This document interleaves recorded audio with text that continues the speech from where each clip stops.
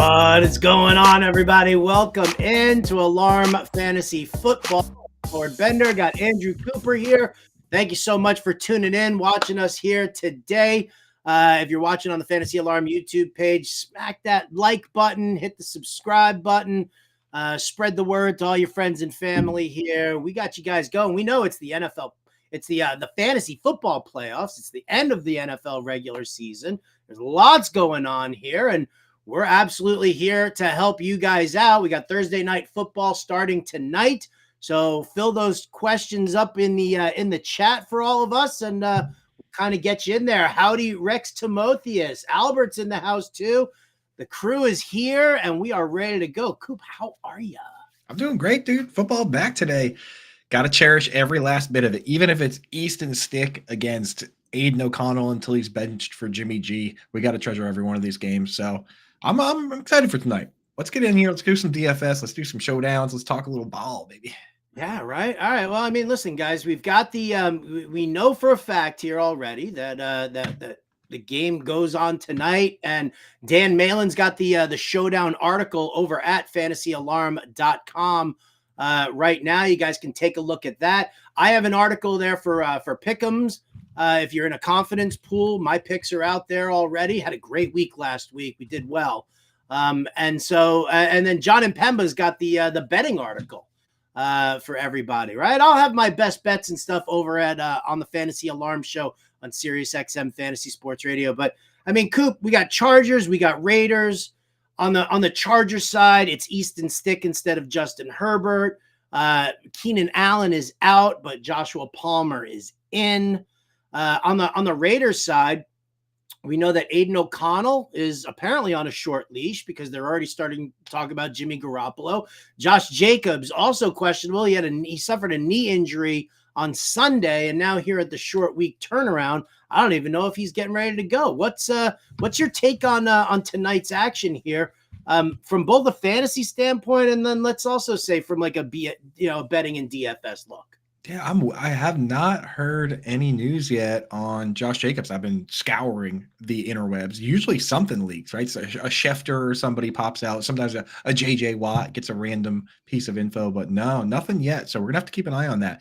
If he doesn't go, that I think is where in showdown you're gonna have to pick somebody, right? If you think that the Raiders are going to win this one, I'd lean into Zamir White. He's going to start. He's going to get the running work. But if you think they'll be playing from behind, I think Amir Abdullah does play the pass down. So kind of interesting there, man. But yeah, no information yet. We're going to have to hold tight on that. Now, what's your take on the Chargers situation right now? We've heard Brandon Staley make some comments about rotating more guys in the backfield.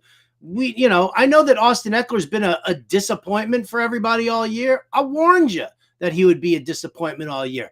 Last week, though, I said use him in DFS. Dude's going to score. They're going to need to utilize him, especially if Josh Palmer isn't back, because they're dealing with so many problems in the receiving core. So, coming into this game here, now it's Easton Stick. Now you have to rely on the running game a lot more, especially with Keenan Allen out, because Palmer just coming back off of IR. Quentin Johnston he's allergic to separation. I heard about that. It's a clinical issue right now. DJ Chark has the same thing, right? Yes, he does. Listen, I could get by with a little Gerald Everett because Easton Stick is going to rely on that. But this is one of those games where I'm like, I got to be invested in Austin Eckler because Easton Stick's going to check it down. I don't care what the Kellen Moore offense looks like, and Kellen Moore wants his QB looking downfield. I think Easton Stick's going to kind of panic with Max Crosby running around out there the whole time. And I think we're going to see some more work from Eckler. He was viable in both season-long and DFS last week. I said he was equally viable this week as well. And now with Easton Stick, I'm not backing off of that take. Yeah, I'm with you, man. I mean, and if you just look at the numbers, I went into StatHead, crunched a little nerdy numbers there, and you could see that with Easton Stick, after Justin Herbert left, Eckler got 5 targets. So that's why we're on Underdog. We're taking the higher on his 3.5 reception line. I think he's going to have a few there. The overarching thing with a few of these teams has been there's been some obvious moves that these teams just didn't make that kind of shocked me.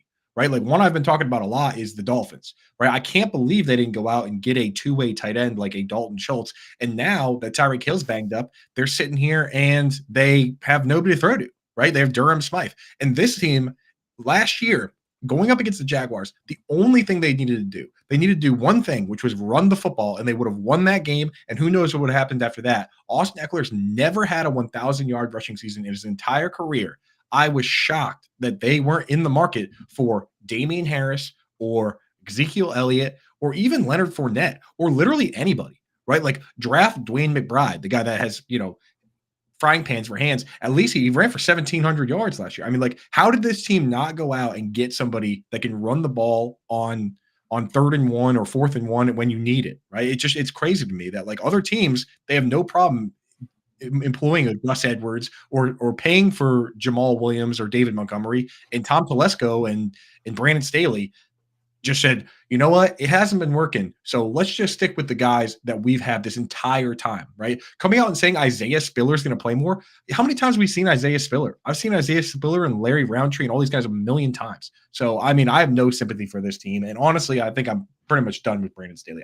Kellen Moore, I don't mind, but Brandon Staley, I've seen enough.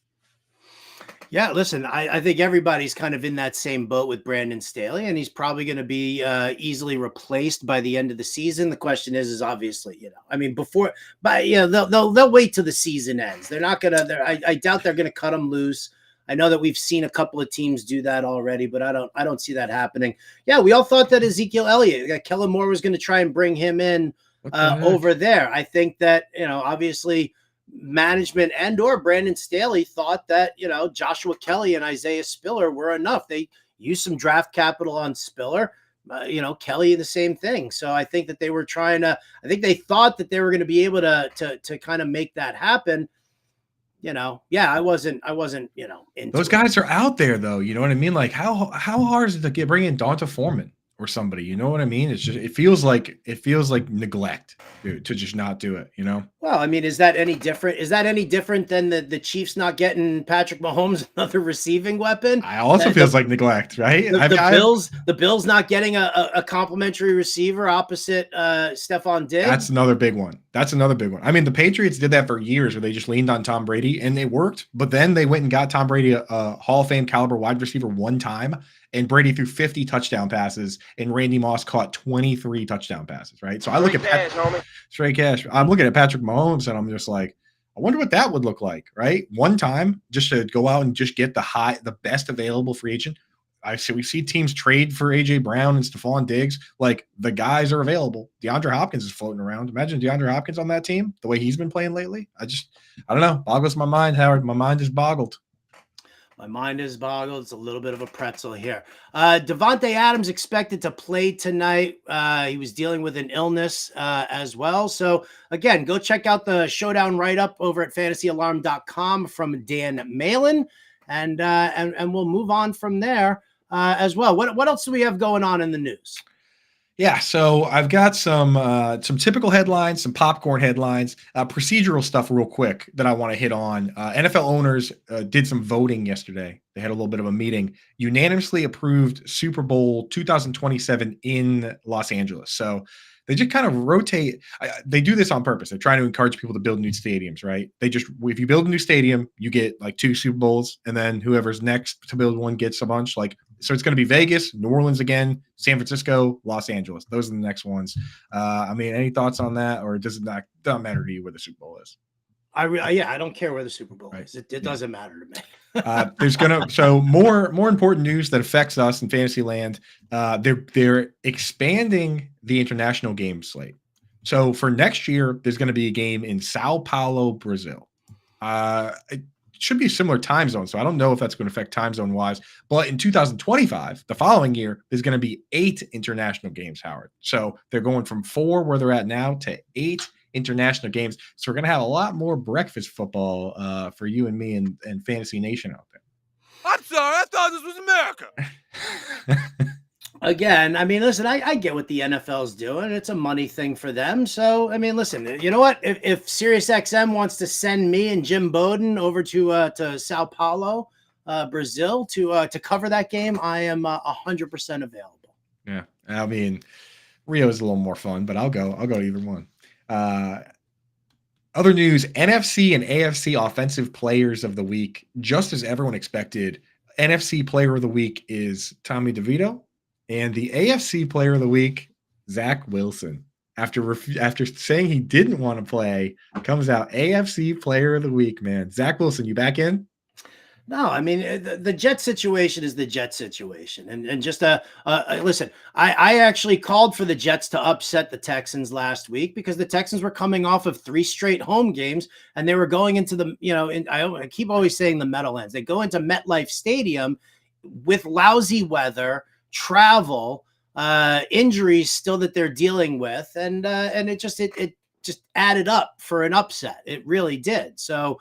I'm very happy that the Jets beat the Texans. That definitely helped me out. I'm very happy for Tommy DeVito. I am 100% in on him just for the fun of it. Old time's sake for New York Howard, right? They were sticking up for New York Howard. That's right. The boys came out for New York Howard. Hey, forget about it. Forget about the rest of the survivor pool. We talk about coaching and potential coaches that could coach in Las Vegas or in Los Angeles if they move on for Brandon Staley. There's a rumor floating around. There's some substantial backing behind the idea that Bill Belichick, this might be his last year, and the rumor is that Gerard Mayo, who was a potential coaching candidate, former linebacker and now coach for the Patriots, could take over in his spot. So Gerard Mayo and Bill Belichick out. If Bill Belichick is gone, where would you want to see him go? I couldn't care less where Bill Belichick goes. I've heard rumors about the Commanders that they're interested in bringing him in there.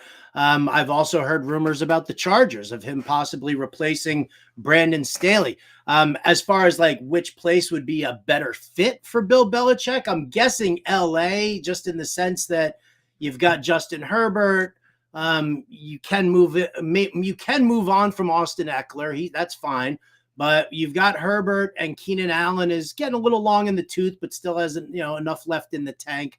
Josh Palmer, maybe Quentin Johnston develops a little bit more. I think that's probably the better situation for him if he just wants to win now. If he wants a little bit more of a project, then I think, Washington does kind of line up as a possibility for him.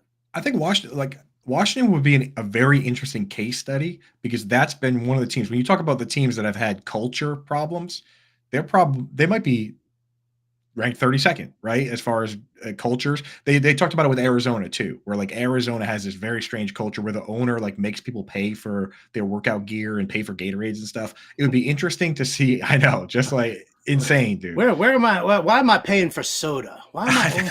Where am I seeing my soda money on the field? Seriously, though, that's Moneyball, right? But I mean, that's the case there. And the funny thing is that Bill Belichick, that's been his whole MO, right? There's certain guys like Mike Tomlin, the standard is a standard. I'd love to see him go to a place like that and see if it actually works, if you can actually turn it around, or if it's an ownership thing and that doesn't, that's not how it works. So that's where I'd be interested to see him going.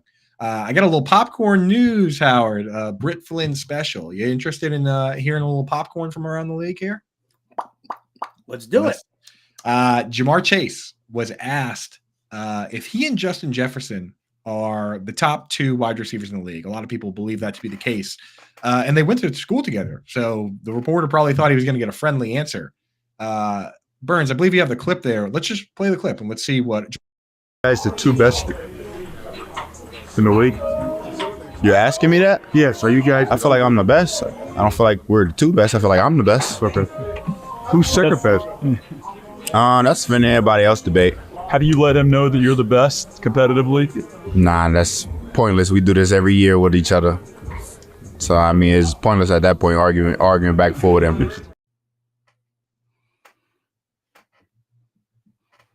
There you go. You're the one who championed CD Lamb for being like, I'm one of them ones. I do. He said he was one of the ones, though, not the one, and that his boy isn't even one of the ones. I mean, that he took it to a level that, I mean, it's.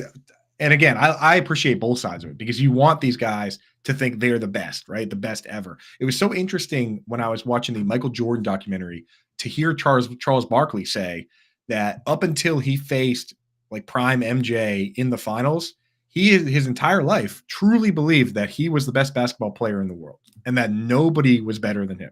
And that was the first time he ever sat down and said, wait a second, I might not actually be the best basketball player in the entire world. So a lot of these guys actually do have that mindset that like, I'm the best, no one else is even close. But it's kind of interesting that his buddy from college, like that he's like, yeah, no, I don't know. You can rank him wherever, but he's not ranked with me. It's a little spicy. I don't mind it. I don't mind it. It's again, and I'm sure these guys have a friendly rivalry. I mean, I don't know. Hard to say, but a little interesting there. Now, in other popcorn news, Cam Newton had a little something to say. Former quarterback, obviously, weighing in on the other quarterbacks in the league and kind of drew a line between who he believes are the difference-making QBs and who he thinks are kind of more game managers on the 4th and 1 podcast. So let's give a shout out to 4th and 1 for this clip. But yeah, let's roll that one, Burns, and see what Cam Newton has. Jackson, obviously Patrick Mahomes, Dak Prescott, Brock Purdy, but Brock, they're not winning because of him. He's not turning the ball over. He's managing the game. And if we were to put that in its own right as game managers, Brock Purdy, Tua Tagovailoa, Jared Goff, and really Dak Prescott. These are game managers. They're not difference makers. And when you say game manager, I'm not asking you to go out and win the game. I'm just asking you not to lose. Not to lose the game. Listen, motherfucker. I don't give a damn what you do. You don't have to score every time. You just don't have to throw a pick every time either. If we're going to really call a spade, a game manager is different than a game changer. There you go. So the QBs he said were difference makers. Lamar Jackson, Patrick Mahomes, of course, himself would probably be included on that list. The game managers are Brock Purdy, Tua Tagovailoa, Dak Prescott, Jared Goff. I mean, is there any truth to that comment that he thinks that those guys put in a different situation wouldn't be difference makers? I mean, listen, are they difference makers? No. I mean, listen, I think that there's a certain situation. All right, listen, Brock Purdy, he's a system quarterback.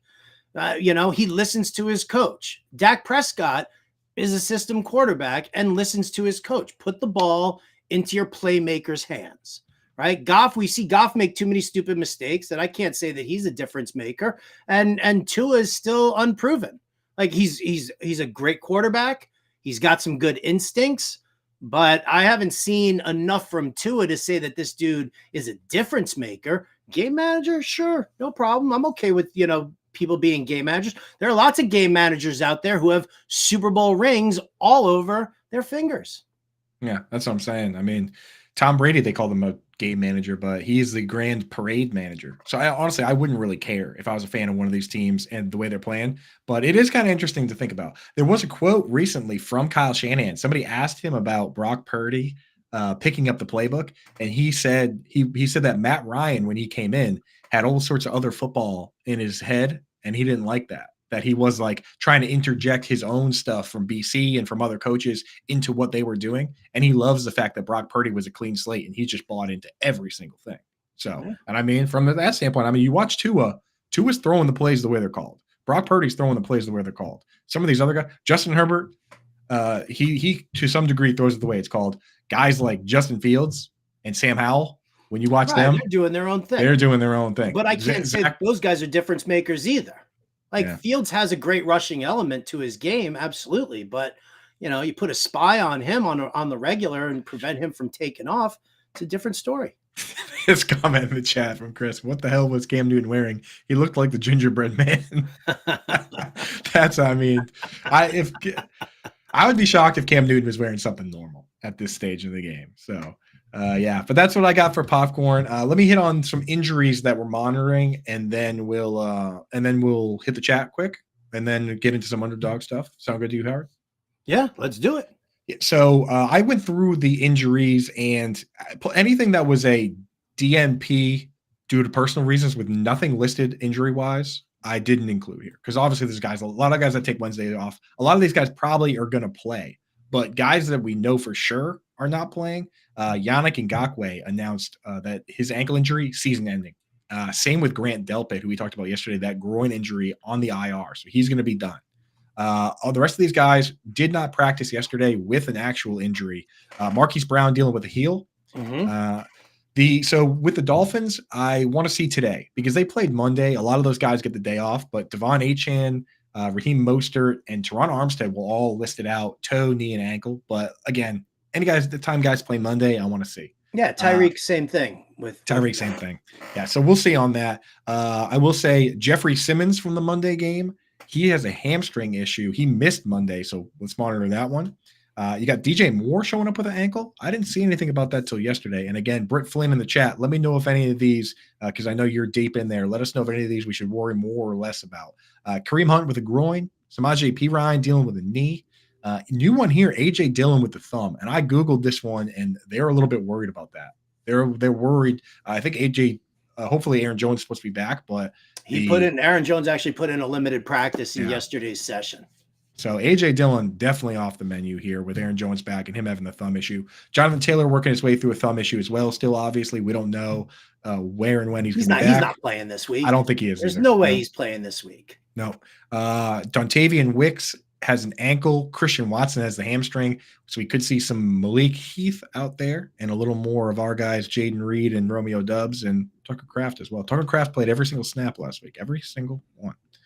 Nico Collins got the calf. CJ Stroud, concussion at this point, probably not going to go, right? We're probably going to get Davis Mills.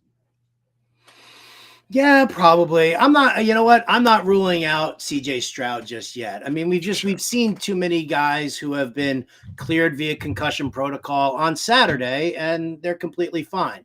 We'll watch and see. Does CJ Stroud put in a limited practice Thursday or Friday? Because if he does put in a limited practice either Thursday or Friday, then the chances are is that he will end up getting cleared if that actually comes to pass. So, yeah. But I'd still be fine. I'm still fine with Davis Mills. I'd be actually kind of intrigued by him, as the backup QB. It's a great situation against Tennessee this week. It's a very soft secondary, and right. Davis Mills is, he's played enough and he started enough that I'm not really worried. It's like Nick Mullins. Right. Exactly. Yeah. He started enough. I'm not that, I'm not all too concerned. Jake Browning, that I was concerned. He had very limited experience starting a football game. So yeah, I've seen Davis Mills throw for 300 plus yards multiple times. Right. Yeah. Like we've seen it already. I did see a quote that said CJ Stroud was doing quote unquote better. I mean, I don't know. How's your head feel this morning? Feels a little better. I mean, I guess that's the case. Isaiah Pacheco with the shoulder, potentially going to miss another game. Tutu Atwell with a concussion, so we could see a little more Demarcus Robinson. Alexander Madison dealing with an ankle. Ramondre Stevenson probably not going to play with an ankle. Chris Olave has an ankle issue. Deontay Johnson, Chris Godwin both deal with knee issues. And then Brian Robinson has a hamstring issue. Back at practice and likely to play are Justin Jefferson and Taysom Hill. Anything out there jump out to you? I mean, I know I'm willing to bet. I'm willing to bet that at least 3/4 of the names on this list, right, are all back in practice in some form or another here on Thursday. Wednesday's it's a traditional veteran day off. And if you are banged up, it's, take the day off on Wednesday because it's more important to see you back at practice on Thursday and Friday than anything else. So, the ones who I'm probably watching the most out of this, I'll watch Tyreek Hill and see because of the nature of his injury. Right. I will watch CJ Stroud super closely. I'll watch Christian Watson. I'll see what happens with Christian Watson, because if Watson does come back, maybe I'm less bullish on Jaden Reed and Romeo Doubs, but I'll wait and see on that. And then obviously, Madison's status depends on whether or not you want Ty Chandler involved in over there. But yeah, I think everybody else, even Olave, Deontay, Godwin, I bet you those guys are all back and just kind of cooling, all hunky dory. Yeah, they're kind of cooling. They're hanging out. I can see that being the case. I put them in there because a lot of these guys, it'll say, they'll say DNP non-injury, right? So anytime we get a little something there, we throw it in there just in case. So that's about it for injuries. You want to hit the chat? Before we hit the chat, let's do a quick Underdog run. Okay. And shout out to our sponsors, Underdog Fantasy, right? If you guys haven't been playing over there, do yourself a favor, hit this QR code that's sitting right there, or just go to fantasyalarm.com/underdog. Use the promo code ALARM. They'll give you an instant deposit match up to $100 on your first deposit. So we throw them into the pick'em contest here. I still don't see a featured guy, which, listen, sometimes they do it here for your Thursday night football. They've obviously not doing it. So Coop and I have given you picks. We've each given you a pick over the last 2 days. So you can either go check on the Fantasy Alarm YouTube page and see what our picks are. For Underdog, it should all be carefully labeled in there, but let's give them a pair of guys here for this one here. But I'm going to go first here because I love yours also. And, yours always has that special place in our Fantasy Alarm hearts. And that's I'm taking Gerald Everett, 29.5 receiving yards for Gerald Everett. And I'm going to say higher. Thank you, Brian. Listen, I think that Easton Stick is going to have to rely on a very short passing game. We see inexperienced young quarterbacks lean on the tight end quite often. And Gerald Everett is he's that tight end that they use to help move the chains between the 20s. Donald Parham, who is questionable for tonight's game, gets a lot of the red zone looks, but I'd be interested in looking at Gerald Everett tonight. I think he can get 30 or more receiving yards tonight, so higher for me, Coop. Boom. Let's go. That number, it scares me for redraft leagues, but I love it for this, right? It seems low, which is on like, why is it, but like I'm in on that. That's nothing, So mine actually plays into that to some degree. I am obviously going with our Thursday tackle monster, which we've been crushing. Last week, once again, with the tackle monster pick, Kyle Duggar was set at 5. He had 7. So tackle monster once again, dude. And it's super fun to root for because you're out there just like, get him. So here we go. Tackle monster this week, Robert Spillane. Yeah. Over there. I've used him before this year, so yes. I know where you're going. He's fun to watch, man. Number 41 is who we're going to be pulling for to get those tackles. We're going to go. I hate doing the solo ones and the assist because like you're watching it and you're like, is that solo? Is an assist? What is it? I like the combined ones. As long as he's involved, you get it.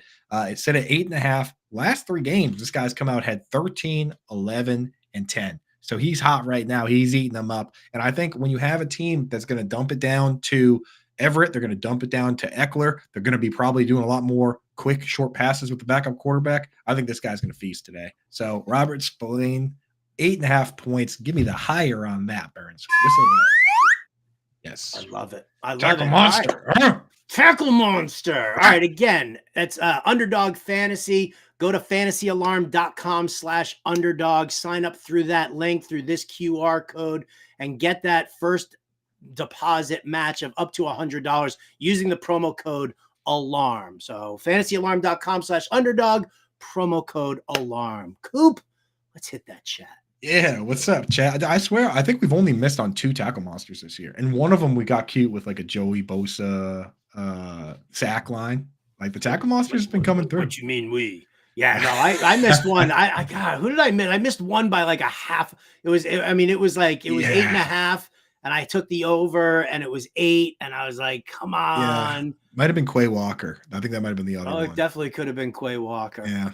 Anyway, we got the chat going here. Coulter, the Lions fan. What's up, Coulter? Says, good afternoon, guys. Don't see the Cowboys defense doing too good this week. Should I go with the Raiders, the Chiefs, Colts, Rams, or is there some dark horse out there? I think with those options, those are the dark horses, right? For me, I kind of like, the Cowboys are just so disruptive that I might just stick with them, but it is a tough matchup. But Josh Allen he's a sack factory and he throws an interception every week. So, every week. Yeah. I might just stick with the Cowboys though. Raiders versus Easton Stick is kind of appealing, but right, I don't know. But here's the thing, and I say this all the time: we're chasing touchdowns, we're chasing defensive touchdowns, and defensive touchdowns are random, But I mean, go ahead and look at the list of players of teams that have high sack totals, that have good solid interception numbers, maybe some forced fumbles, things like that. That's your bread and butter. Everybody's always afraid that the score is going to get run up and whatever, but for the most part, I mean, unless you're talking about a game that's going to have like, a game total of 30, right? Then go with it here. I again, Dallas forces turnovers. Dallas is opportunistic. And listen, I'm sorry that they're not going to get you 20 points a game every single week, but sitting there trying to find a lame duck defense that's just got a really nice matchup, still a lame duck defense. If it's not a defense that turns over the ball against the offense on the regular, then yeah, I lock in the Dallas defense. I have them in one league this year.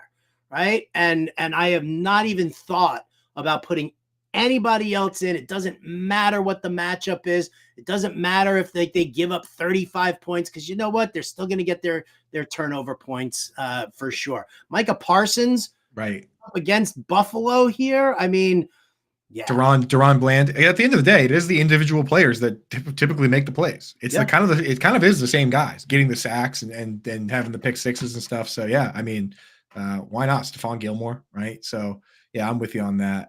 Albert says hello. Rex Timotheus, howdy, gentlemen. A little LFG from our guy Gator, dude. All the boys are in the chat, boys and girls, of course, because we're seeing Britt and everybody hanging out.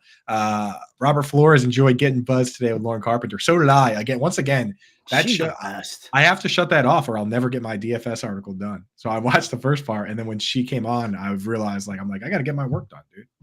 You got to stop being so entertaining, Howard. I'm sorry. My bad. It's your fault, dude. Gator wants Quentin Johnson over 29.5 receiving, Eckler over 30.5, O'Connell over 194 passing. That's a lot of overs for this particular matchup, although I do not mind the Eckler. I definitely like the Eckler one. What the heck? 30.5. I think he's going to – I like the reception number better, but I'll take the yards. What do you think, Howard? O'Connell could get benched, so I'm not betting over. If anything, I'm betting unders. Yeah, I'm not going to look at O'Connell stuff because he could get benched. I like the unders because now you get yards for Eckler over 30, over 30.5. I could go with that. I'd rather do Eckler on the over receiving yards than Quentin Johnston, who again allergic to separation. Yeah. I kind of the O'Connell under is really intriguing because like Devontae Adams has been sick. He could get benched, he could get hurt, and he could just be bad. There's 3 outs there, so I don't mind that one. Anthony might be starting Abdullah in Dynasty. Godspeed to you. Britt's been looking for the Josh Jacobs injury news. I got nothing. There he is. Toronto Dave in the house. Yes, Howard nailed that Jaden Reed bet. I'm still in the process of acquiring a bedazzled Taylor Swift shirt. Hand in the house. What's happening? Yeah, give Mahomes Devontae Adams. That'd be nice. Here's a question. First one of the day. Dan Schwartz. Jacoby Myers tonight, or wait for James Conner or McBride, Trey McBride, both obviously going up against the 49ers. How are you feeling on that one, Howard? I'm not scared of McBride. McBride is still going to be top 5, 6 for me. I'm finalizing my 10 rankings. He's going to be fine. I mean, I'm getting so much McBride versus Kincaid, right? Yeah. And I mean, that's the hair splitting one here. But I like playing Jacoby Myers tonight. I'm perfectly fine with Jacoby Myers against this terrible, terrible Chargers pass defense. Terrible pass defense. Terrible. Yeah. So yeah, I'm fine using Myers tonight. Breakfast football doesn't like the overnight games or Spears. We're not doing Tajay Spears, no. Justin Herbert, game manager. Interesting.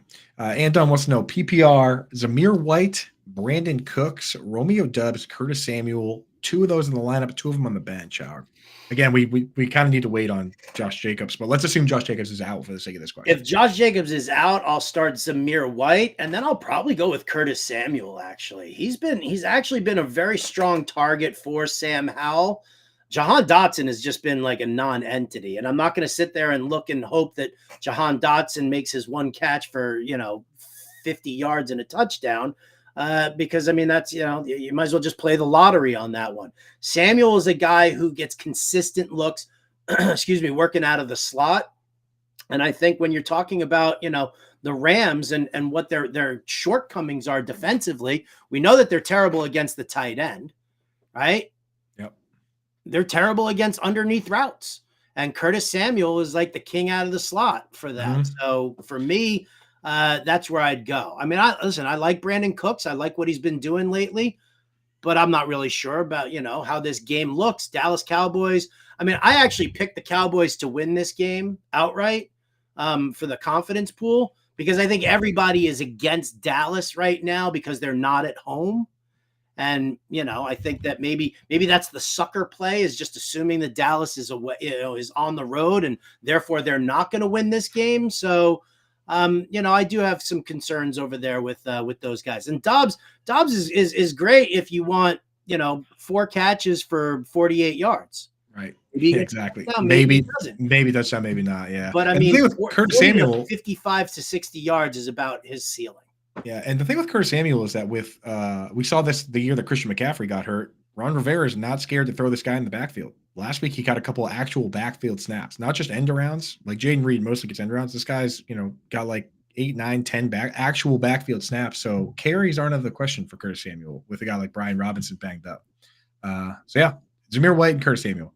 Britt says throwing Dak in there with the game managers is wild. I feel you on that. We hit on the gingerbread man. Herms, game manager is such a bad thing. No, I'm with you, dude. Like, I watched how many seasons ended with Brett Favre throwing 4 interceptions in the last game. Like, sometimes, right? Like, it always went down in flames, right? Like, sometimes it's better to just have a Russell Wilson game from this year where he has 114 passing yards and 2 touchdowns and they win. Putting this out there, Kev Tompkins says, lock of the night, Easton Stick, 19.5 rushing yards tonight. Did it in 71% of the games of NDSU. He came out this week, Howard, and says, I'm not used to losing. Apparently his record at North Dakota State was like 49-3 or something. All right, buddy. All right. Listen, you know what? I wish him nothing but the best tonight. It's a great matchup for him, and hopefully, it works out. I'm not going to bank on it, but, it is what it is, Coop. Yeah, I feel you. Yeah, it would be a great hockey name, Easton Stick. Ryan says, hey, y'all, what's happening? JT ruled out. Yeah, I'm pretty sure he's not going to play. Achane being questionable. Would you play Higgins, McLaurin, or Palmer instead? I'm not going to play Palmer tonight. I'm going to hang tight on Achane, and you have good pivot options, right, Howard? Yeah, I would say you've got good pivot options here. I mean, listen, you definitely, you don't need to use Palmer. I think Higgins and or McLaurin, and probably I favor McLaurin over Higgins. Yeah, I like McLaurin this week. Go. So yeah, I would just sit and I would watch. Again, one of the things about Achane is that whatever. I mean, again, Mike McDaniel is going to toe the line. He didn't practice yesterday. Does that mean he's not going to practice today or tomorrow? I wouldn't worry about it. Like, Dino, these are questions. I mean, I get it. You're asking this because of using Palmer, but if you just asked me Higgins, McLaurin, or Palmer, like straight out, Palmer would not be my first answer. He wouldn't even anyway. He wouldn't be my second answer. So just wait and see. Yeah. Crazy wins in Miami. Imagine having Tyreek Hill. So many teams with Tyreek Hill are in first place in fantasy. Imagine having him all year, and then you have to play him in a windy ankle game against Sauce Gardner and DJ Reed and Michael Carter, dude. The weather. The weather. You know how I feel about the weather. I will just forego that until much closer to game time. This is Tuesday, Wednesday, Thursday. That's when you bet the over on that game. Somebody mentions the weather, the over under comes down to 35, and then you bet the over, and then all of a sudden by game time it's back at 40. It's impossible not to be in on Diet, Debo Samuel, Jaden Reed. I just wish he, like I talked about Curtis Samuel, Jaden Reed only has 2 actual backfield snaps. I wish he was actually playing more like actual in the backfield. But if they're going to be without A.J. Dillon with the thumb and Aaron Jones is coming off an injury, then he probably still will get carries. Volt says, it seems like I ask this every week, JSN or Godwin. I don't mind JSN. Kevin Tompkins has sold me on him over the past few weeks, and watching him and looking at his usage, I mean, this team is just using 3 wide receivers like every play now. Yeah, Godwin has been such a disappointment this year. But I mean, listen, that's, that's an indictment on Baker Mayfield. Baker Mayfield is not a spread it around kind of a guy. He is like, I'm looking for Mike Evans first.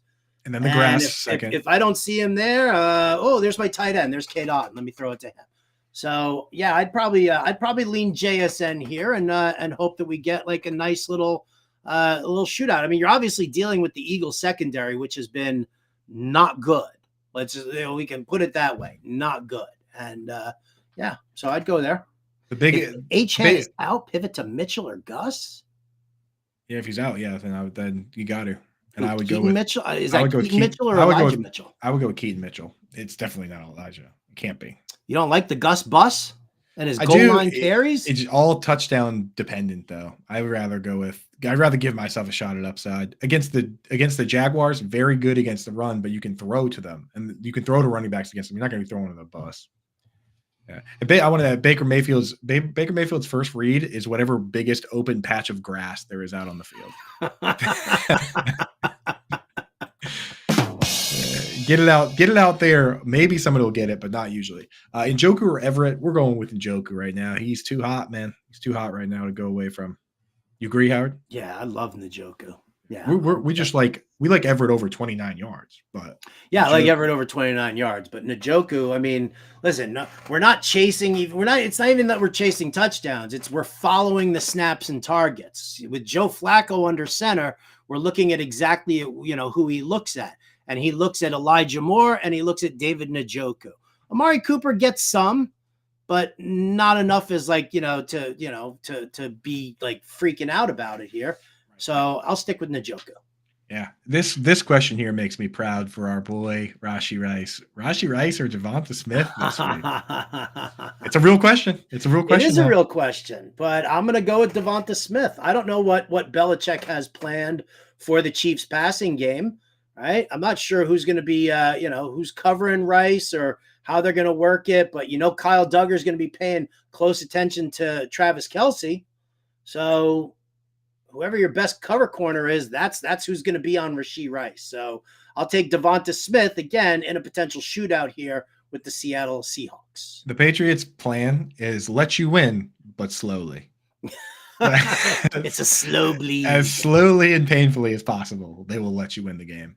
McBride or Kittle?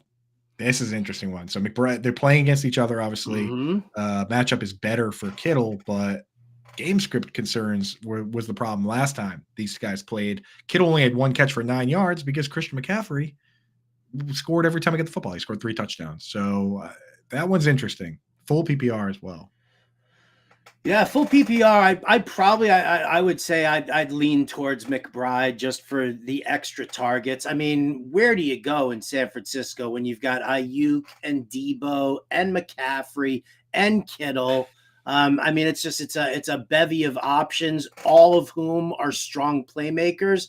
And, you don't need to throw the ball all willy-nilly when you're going up against the Arizona Cardinals. You're going to have some fun. And, I mean, that's the fear, right? That Kittle gets that, that one catch for 50 yards and he takes it to the house. And then you miss out on that because McBride only went for 6 for 42, and that kind of balances the whole thing out. But yeah, I'd probably lean on McBride. That's why it's Kittle and standard, right? And it's McBride. And it's McBride and PPR. Kittle. Yeah, and it's McBride and full PPR. And I'll tell you what, I actually was digging for information on this, for quotes. I actually found a quote from shortly after this game where they asked why Kittle wasn't involved as much, and he made an interesting point. He said that somebody's going to have to block. And he goes, when the running back is going to run a route, then the tight end's going to have to block, which basically tells us when McCaffrey's in the game, Kittle might have to stay in a few times. And when Kyle Juszczyk's in the game, Kittle's free to run around like crazy. So it's a good setup for them for real life football, for fantasy football. We don't like that. Ethan Betterman, any feeling whether Achane or Madison will be able to go this week? I trust Achane to play more than I trust Madison. These ankle injuries they scare me. I'm the same way. I think Achane stands a better chance of playing than Madison does. But again, just follow the practice reports today and tomorrow. Again, you don't have to make the decision until Saturday, right? When the Vikings play. So you don't have to make this decision until Saturday. just watch for the injury reports and the practice reports here for Thursday and Friday. Bingo. And that speaks to Sean. What's up, man? And Sean wants to know injury concerns for Kincaid. Again, got a limited practice in, so I already feel good about it. But he's at a red contact jersey today with practice with a shoulder and thumb injury. So again, they'll probably list him as limited, but I've seen him out there running routes and catching footballs already on video. So say what you will. But for me, that to me is enough. We're splitting hairs enough this week, Howard, that I'm not going to have Kincaid ranked as high as I usually do, just because there's so many good options. I mean, like, Kelsey obviously is always an option. Laporta and Kincaid are playing the two bottom defenses in the league versus the tight end, and they're playing on Saturday. So you just start them, dude, right? Yeah. And then after that, you got McBride and Kittle and Ingram and Likely and Njoku. I might have Kincaid ranked behind a lot of those guys, to be honest, just because with the shoulder and thumb and Knox back, there is a little uncertainty. So, so I'm starting him in a bunch of leagues where he's my only option, but I'm going to release that stuff later today. So check that all out. Lost Herbert, got Lawrence. How are we feeling about him against Baltimore? I mean, I'm okay with it. I think the Ravens kind of showed last week that they are still extremely vulnerable. I mean, Matthew Stafford just dropping in passes to Kupp and Puka Nacua was it was agonizing to sit and watch from a personal standpoint. David, you almost lost $25,000 to Davis Allen, dude. Dude, oh my God. Dude. I mean, that was Davis Allen playing hero ball in like overtime. Like little tiny heart attacks, right? Like, it felt I watched that entire game with a cinder block on my chest and this weird pain going up and down my arm. I was like, what the hell's happening here? I hate that feeling though. It's like, how could I have hedged? How could I have hedged? Like, why you feel like you're, it's that same feeling you have when you leave the house without your wallet. You're just like, oh man.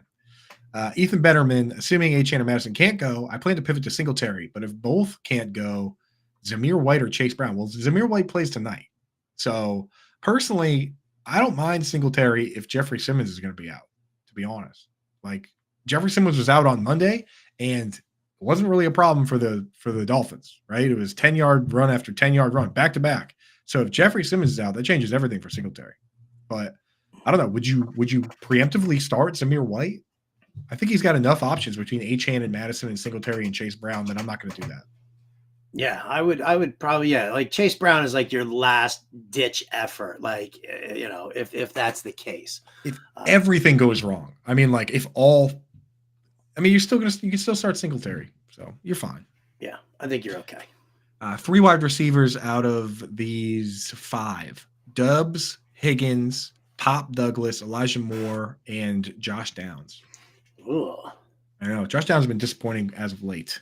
Josh Downs has been disappointing as of late. I can't, I don't know the situation with Pop Douglas and whether or not that's even going to be something that we're going to want to see with New England against Kansas City.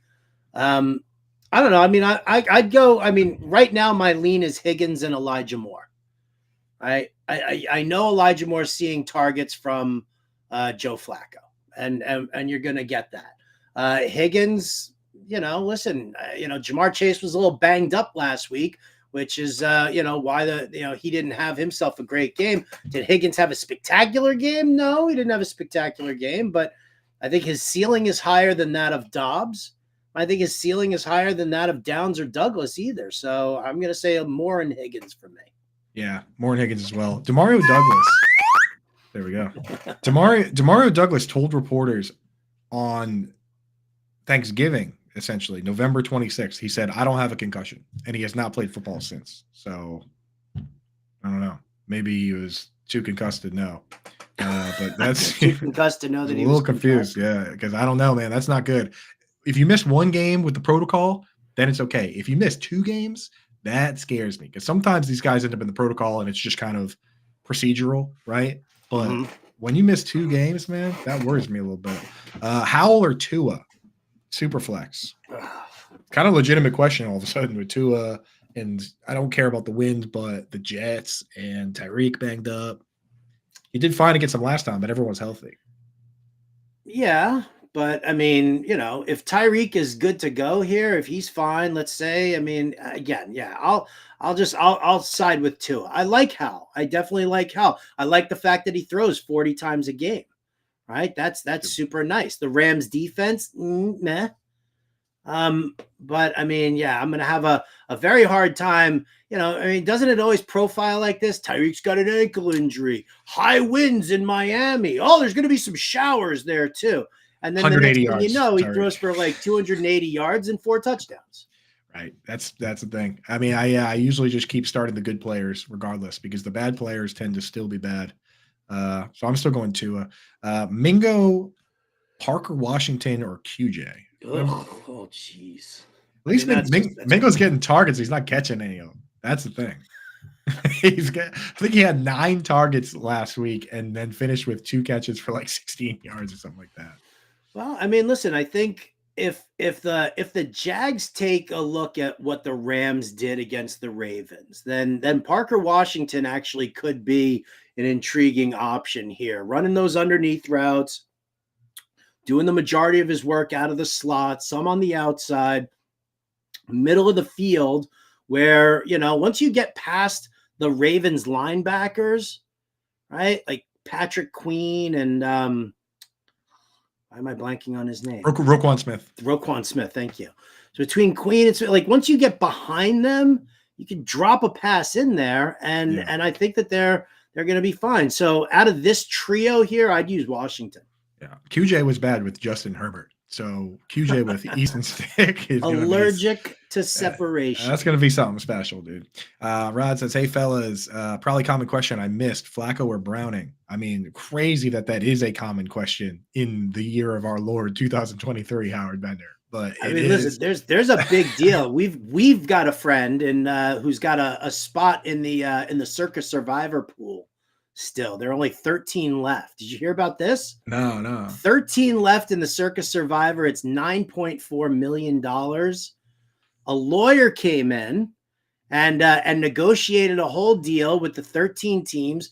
Each one would receive $400,000, and then they would play for the other $4 million. Like they would play it out the rest of the way, but they would chop at least some of it so that they all took something. Oh, how much lawyer get? I don't know, but 12 people said yes and 1 said no. Oh, what a jerk. Oh my goodness. That guy must be, whoever said no is probably already rich. You know what I mean? It was he's a Vegas poker player. Oh, kind of a douchey guy, I'm told. I don't know him personally, but what a weasel, dude. Yeah, so he's just gonna let it all ride. But one of the choices that they're talking about here is Cleveland versus Cincinnati. So I think it really kind of does. It does come down to Flacco. Are you trusting Joe Flacco in this matchup here against the Bears, who have a terrible secondary?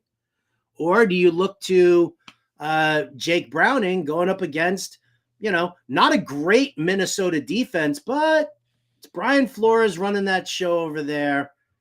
Which way do you lean? I personally kind of lean in the direction of Browning here, than Flacco, only because I think he's got better weaponry at his disposal. And while the matchup isn't, as strong as, Chicago's secondary, I still think that, the home game here for Cincinnati against the Minnesota team that has struggled. I mean, they won 3-0 against the Raiders last week. So I'm going to lean Browning here. Yeah, I'm with you, man. It's very close, but I'm going to go Browning as well. There we go. Twitch gang in the chat. Twitch, where you been, dude? Twitch gang. My glasses here. Twitch gang's been missing. I got them. I got Twitch glasses. My dog's barking at you because you forgot your Twitch glasses. Who would you take? Josh Palmer, JSN, or Higgins? He's got Keenan, but he's ruled out. I'm going to rule out Josh Palmer myself because I like the other 2 guys a little better. Yeah, me too. I think I would go Higgins over Smith-Njigba in this case here. Smith-Njigba, you still have Lockett and Metcalf there as the top 2 targets. Right. So give me the number 2 target there in Cincinnati. Bingo. Komet or Stream, Kraft, Chiggy, or Hudson? Ooh. Yeah, the scary thing for Komet is sometimes they do ask him to block on pass plays, but I think I'm still going to go Komet. He's just been more consistent. No Grant Delpit either. No Grant Delpit, yeah. So if he does nothing this week, I'm sure what's going to happen is we're going to look and see that he blocked on 9 pass plays because he was, because Myles Garrett, just like he did against the Raiders when he did nothing. But it's just hard to trust craft. Chig's been running more routes from the slot, but he hasn't played the whole game. Tanner Hudson, his last 3 games, 12 routes, 10 routes, 10 routes. He is a DFS dart throw at best, and they actually moved him up to $3,000 this week. I'd rather start like Will Mallory if I'm starting guys that run 10 routes. So I don't know. It's just there's no ceiling for a guy that runs 10 routes, right? The ceiling is the floor. He's going to get 3 or 4 targets. Yeah, He's going to get 3 or 4 targets, and he's going to either score or he doesn't score. Zay Jones or Jacoby Myers? Oh, I'm going to say Jacoby. I'm just going to say Jacoby. You coward. No. Why is that a cowardly? He's going to see the target. Because that's why. Because it's a smart play and it's a safe play. But Zay Jones is the fun play. Do we want to have fun or do we want to win? We want to have fun. And we want to win. Zay Jones is another one of those, like, gets a million targets, doesn't catch any of them. This past week, dude, he had 14 targets, and he caught – how many do you think he caught out of 14? 6. 5. Okay, start Jacoby Myers. But I don't know, dude. I don't know. I like the fun plays. It should be Jacoby. Start Zay Jones. Do it. Breathe. Do it. Rod's gonna hit me up on Facebook tonight. He's gonna be like, I don't know. No, you should start Jacoby Myers. Brees Hall, Moss, D-Hop, or Javonte. Sit 1. I kind of want to sit Brees Hall. Brees Hall, Javonte, and who? Zach Moss, DeAndre Hopkins. Yeah, I mean, it's either Brees or Javonte for me. And I like the volume that Javante's been getting, but Brees is really the only game in town, and he is catching passes. And, Miami's defense isn't the be-all, end-all of things. The problem with Javonte is, not only do you have Samaje Perine, who I know is banged up with the ankle issue, and we'll see what happens there, but, this game against the Detroit Lions, I feel like Peyton and Lombardi would be quick to pull the plug on the running game faster than, Saleh and Hackett do in the Jets game. All right, sit Javonte. All right, Howard, are you ready? We got to go rapid fire here. Done. Do you know what rapid fire means, Howard? That's what you always say to me. I know. I'm going to show you how it's done. Okay. Likely or McBride? Likely. Stafford or Kyler Murray? Stafford. I can't believe I'm asking this. Mahomes or Goff? He has Kelsey. I'll stay with Mahomes. Yeah, I'm with you on that. Would you start Rashee Rice over Jamar Chase or DJ Moore? Spice machine. No. Keep him in. Madison just got ruled out. So it looks like Alexander Madison is just going to be out. Get your Ty Chandlers fired up. A lot of people reporting that. Nico Collins. For the guy who just asked, I mean, if we got this news here about that, then kind of keep a watchful eye. If Jacobs is out, you could use Zamir White then tonight. Right. If Jacobs is out, you can use Zamir White. If not, you'll probably end up with HN and Singletary. Right. Nico Collins, Najee Harris, Chandler in Higgins in the flex. Okay, I don't know if that's a question there. One of them in the flex. Sorry. Nico's out. So Najee Harris, Chandler, or Higgins? I like Najee. Yep. Howell or Trevor Lawrence? I'll go Howell. Likely or Kincaid? Again, I'm going to go Likely here. Me too. That's what I'm going to have at the end of the day. Stafford or Fields? Ooh. I'm going to lean Stafford here, actually. I know that Fields is going up against a very banged-up Browns team, but Stafford against this Washington secondary, just dropping him in there to Kupp and Nakua. Stafford or Love? Stafford. Mighty tight end whisperers. Roll with Likely or roll the dice with Waller? If Waller plays, I will have Likely ahead. Waller, I got to see it once, and it's not a good matchup for Waller. Likely. It's likely. Yep. Do I deserve to be clowned for not wanting or planning to watch the Chargers Raiders tonight? Depends what you do instead. If you do something, if you just sit there and look at the wall, then do something nice. Do clean up your room or something, Herms. But yeah, I don't know. I always watch the games because I love football, but you don't have to watch it if you don't want to. I don't care. Let's see. I know it's gross. Washington, Mingo, or QJ? We already answered this one already, right? Washington. Yeah. Chig or Taysom? Never Taysom. Never Taysom. Chayka has run 48 routes in the slot last 2 weeks. That's second most only to Evan Ingram. And his ADOT has increased very steadily over the last 3 weeks. He's due for a 40-plus yard play. It's coming this week. Boom shakalaka. Start 2, sit 1. Achane, Mostert, Jacobs. Sit one of those guys. Sit one of those guys? Well, you just look and see what happens with Jacobs tonight. If he's limited in any fashion or another, then you sit him. If he's not, if he's active and he's good to go, I would probably start Jacobs and Mostert, actually. Yeah. Assuming Jacobs is out, Hail Mary RB play. Algier, Miles Sanders, Amir Abdullah, Damian Pierce, or Miles Sanders again listed twice. He wants us to say that. I'm going to go with Algier as the second half of that tandem backfield going up against the Carolina Panthers. He always gets 9 or 10 carries, no more, no less. Got to start Stafford, Flacco, or Kyler? Kyler. Yeah, I'm with you on Kyler. He already said that one. Last question of the day from the Twitch gang. Trippy Trev in the house wants to know, David and Joker, Sam Laporta. Laporta. It's Laporta, dude. That matchup is Trebon. So good, so good. Let's go. Hey, we made it through. We're done here. Thank you, everybody, for hanging out with us. Thank you, Brian Burns, behind the glass, all your majestic keyboard work. You got to love and respect Brian Burns. We're out of here, guys. We will be back on Sunday morning, right? Well, actually, I'll be on tonight, 7 to 8 with John and Pimba. Tonight, 7 p.m. Yeah. But we'll be back, Howard and I, 10 to 11, Sirius XM. Howard obviously has a Sirius XM show tonight, 5, and tomorrow, 5. So thank you, guys. Have a good one. Adios, turd nuggets.